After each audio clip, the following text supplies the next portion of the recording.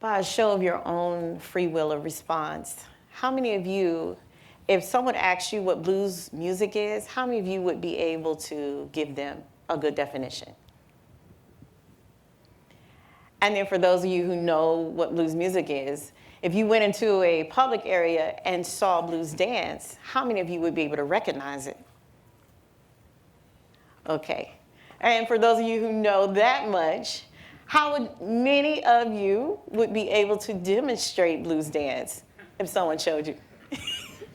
That's my job. So, so don't worry, don't fret about that part.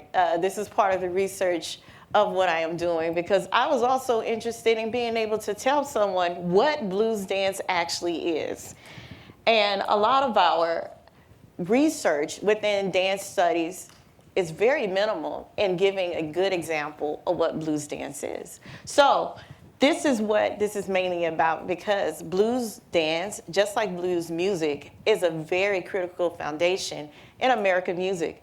It's what gives us our cool, right? So anytime, no matter what generation that we are in, we have always been attracted to the cool and what has made us feel like we want to dance, we want to move and express ourselves. So I look at the connections of what makes blues dance what it is. I go into the African studies and the African characteristics that still survive in the American context of the dances that we all participate in some form of fashion today, or even witness in a public arena.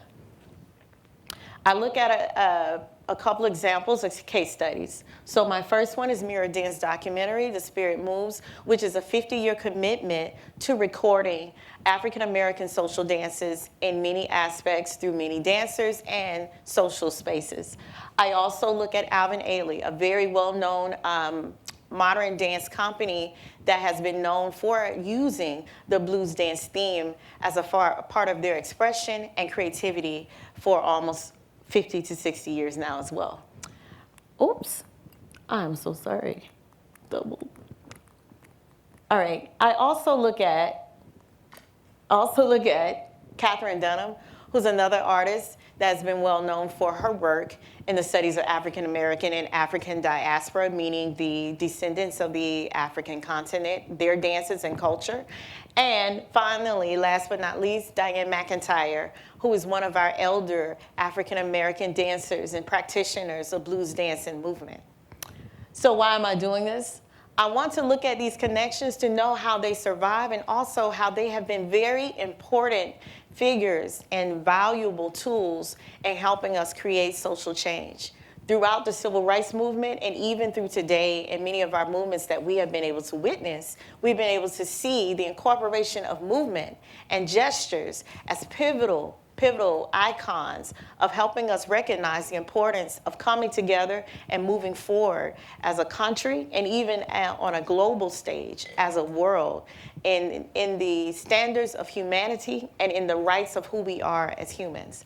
So with this study, I hope to clear and give people that type of clarity in understanding the importance of blues dance and also give them the interest in wanting to also invest in participating in blues dance or something very similar to it.